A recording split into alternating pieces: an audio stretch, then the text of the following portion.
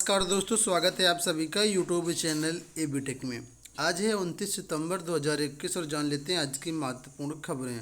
सबसे पहले जो अपडेट है वो यूपी टेट को लेकर के है। देखिए, इलाहाबाद हाई कोर्ट का मामला है। यहाँ पर लिखा है कि इलाहाबाद हाई कोर्ट ने प्रदेश सरकार से पूछा है कि शिक्षक पात्रता परीक्षा यानी टीटी के प्रमाण पत्र की वैधता कितने समय तक के लिए मान्य है।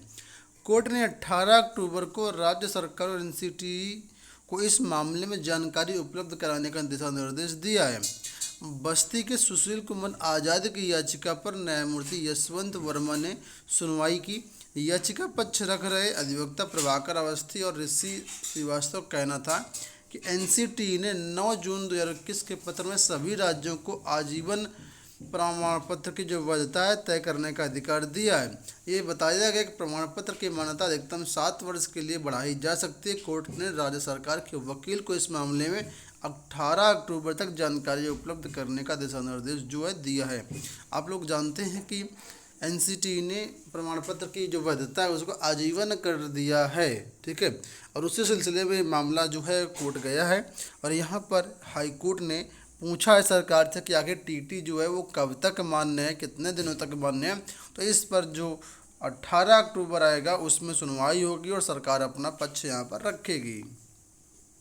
हालांकि उत्तर प्रदेश में भी यूपी टीटी की जो वैधता है मार्कशीट की उसको आजीवन कर दिया गया है, ठीक है। बढ़ते हैं अगली अपडेट की तरफ। यहाँ पर जो अगली अपडेट है वो शिक्षक भर्तियों को लेकर के लिखा है। शिक्षकों के 596 पदों पर भर्ती के लिए आवेदन शुरू। असिस्टेंट प्रोफेसर के 356, एसोसिएट प्रोफेसर के 170, प्रोफेसर के 70 पद हैं। बाकी डिटेल्ड जो यहाँ पर आप देखना चाहें पदों की संख्या तो यहाँ पर देख सकते हैं। प्राचीन इतिहास की बात करें तो असिस्टेंट प्रोफेसर के 16 पद हैं, एसोसिएट प्रोफेसर के 12 पद हैं और प्रोफेसर के 5 पद। इसी तरह से सभी विषयों के अलग अलग जो पद हैं, अलग अलग पोस्ट के हिसाब से यहाँ पर देखिए दिए गए हैं। बाकी डिटेल इन्फॉर्मेशन आपको नोटिफिकेशन के जरिए मिल जाएगी, वहाँ से भी आप लोग चेकआउट कर सकते हैं।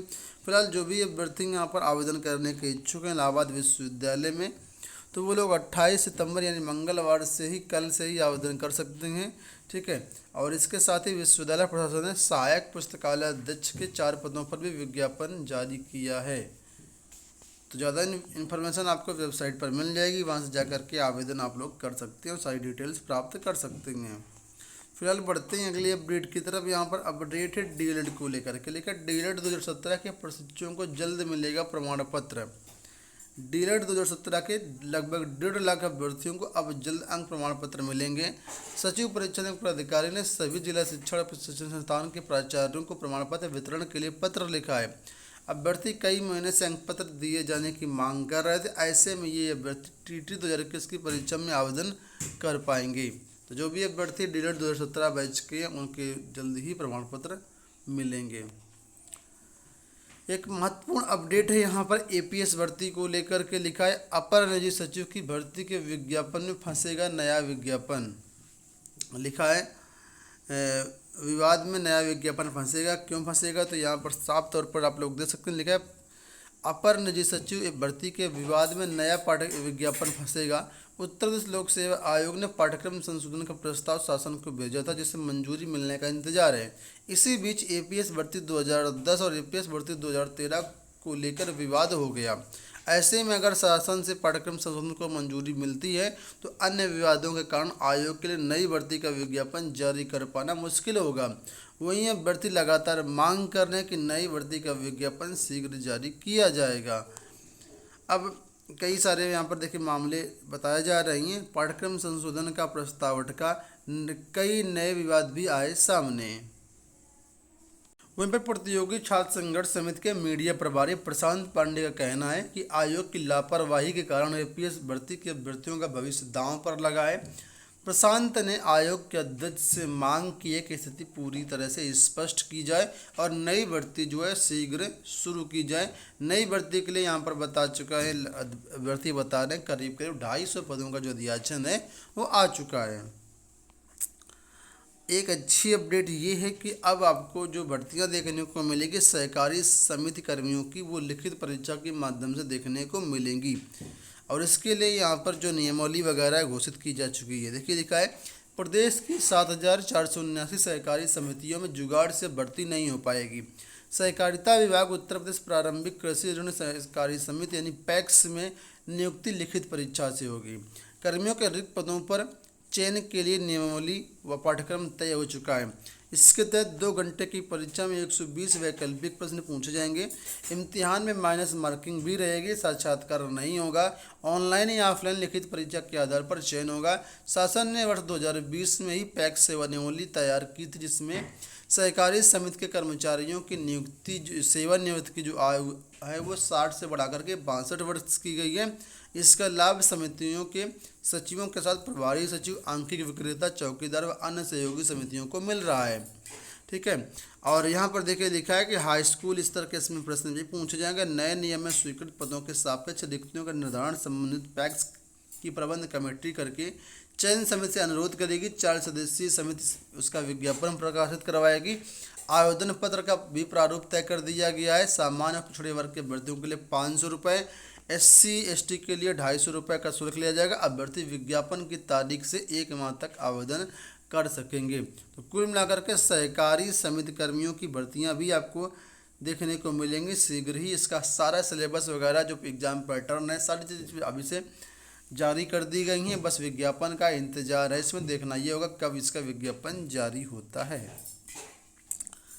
आंगनवाड़ी यहाँ पर भर्तियों को लेकर के मानदेय को लेकर कुछ अपडेट दिया गया। लिखा है आंगनवाड़ी कार्यकर्तियों का मानदेय फिर बढ़ेगा। प्रदेश की आंगनवाड़ी कार्यकर्तियों और सहायिकाओं के लिए अच्छी खबर है कि उनका मानदेय एक बार फिर बढ़ने जा रहा है। मुख्यमंत्री योगी आदित्यनाथ ने पोषण अभियान के तहत मंगलवार को आयोजित कार्यक्रम में ही ऐलान किया। मुख्यमंत्री ने कहा कि 1 महीने पहले मैंने कहा था कि आंगनवाड़ी कार्यकर्तियों को बकाये का भुगतान किया जाए। विभाग ने जो कार्रवाई की उसे लोगों ने बढ़ा हुआ मानदेय समझा। जो ये तो पिछला वाला था, अभी आगे वाला फिर भी से मानदेय यहाँ पर बढ़ेगा। ठीक है। तो यहाँ पर देखिए लिखा है 1.23 लाख कार्यकर्तियों को स्मार्टफोन का वितरण हुआ। तो यहाँ पर कल ही अभी स्मार्टफोन का वितरण किया गया है। इसकी न्यूज आप लोग मीडिया के माध्यम से देखे होंगे।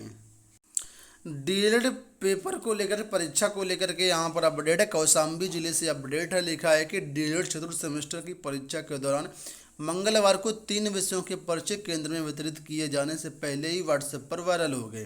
पेपर खत्म होने के बाद मिलान करने पर सवाल हूबहू पर्चे में मिले जो व्हाट्सएप पर वायरल पर्चे में मिले थे। ऐसे में शुचिता पर बड़ा सवाल खड़ा किया गया है।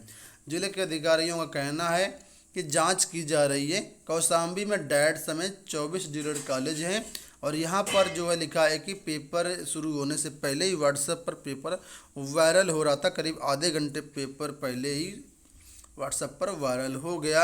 अब अधिकारी इसकी जांच कर रहे हैं। बढ़ते हैं अगली अपडेट की तरफ। यहाँ पर अपडेट देखिए वो है कस्तूरबा गांधी विद्यालयों में भर्तियों के बारे में यहाँ पर अपडेट दिया गया है। तो ये शाहजहाँपुर ज़िले की अपडेट है। 28 सितंबर की अपडेट है। पदों की संख्या यहाँ पर देख सकते हैं, अच्छे खासे पद हैं। कुल मिलाकर के पूर्णकालिक शिक्षिका के लिए 39 पद हैं। हिंदी में 4, अंग्रेजी में 2, कैटेगरी वाइज यहाँ पर है। गणित में 5 हैं, गणित में 1 है, गणित में SC के लिए 1 है। इस तरह कैटेगरी वाइज यहाँ पर पद दिए गए हैं। ठीक है। आप लोग एज वगैरह भी दी गई है। हाई स्कूल जो एलिजिबिलिटी है वो भी दी गई है। तो अगर आप इसके लिए इंटरेस्टेड हैं, और भी कई सारे पद हैं अंशकालिक शिक्षिका के लिए, और भी बहुत सारे पद हैं, तो देख लीजिए आप लोग। और अगर आप इसमें इंटरेस्टेड हैं तो बिल्कुल आवेदन कर सकते हैं। ज़्यादा डिटेल्स जो है आपको वो संबंधित ज़िले के BSA ऑफिस से मिल जाएगी, या फिर इनकी ऑफिशियल वेबसाइट पर जाइएगा शाहजहाँपुर की, वहाँ से भी आपको मिल सकती है। आशा करते हैं ये चीज़ें समझ में आ रही होंगी आपको। फिलहाल बढ़ते हैं अगली अपडेट की तरफ। UPPSC से एक बार फिर से अपडेट लिखा है। सफलता का स्तर गिरने से हिंदी माध्यम के अभ्यर्थी चिंतित हैं। हिंदी माध्यम के लिए सफलता का मानक तय करने की मांग। संघ लोक सेवा आयोग ने बीते दिनों सिविल सेवा परीक्षा 2020 का परिणाम जारी किया। प्रतियोगियों का आरोप है उक्त भर्ती में हिंदी माध्यम के अभ्यर्थियों को अपेक्षा से कम सफलता मिली है। कुछ ऐसी स्थिति उत्तर प्रदेश लोक सेवा आयोग की PCS भर्ती में भी बताई जा रही है। UPPSC ने PCS 2018 मुख्य परीक्षा नए पैटर्न पर कराई थी।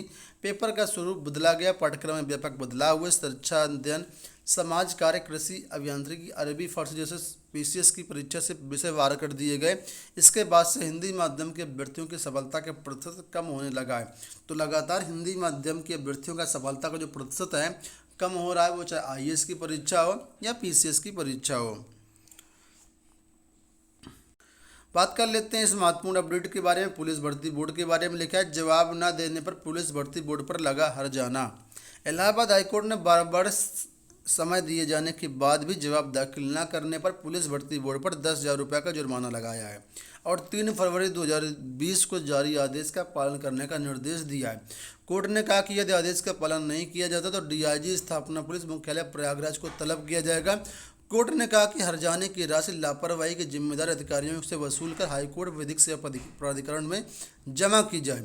यह आदेश न्यायमूर्ति विवेक अग्रवाल ने अजय कुमार की याचिका पर सुनकर के दिया है। तो कुल मिलाकर के यहाँ पर लिखा है कि जो पुलिस प्रशासन है, जो विभाग है, वो इस पर जवाब नहीं दे रहा था याचिका का, इस वजह से इसके ऊपर हर्जाना लगाया गया है। तो ये हो गई दोस्तों आज की सारी अपडेट। आशा करते हैं वीडियो पसंद आया होगा। फिलहाल इस वीडियो में इतना ही। धन्यवाद।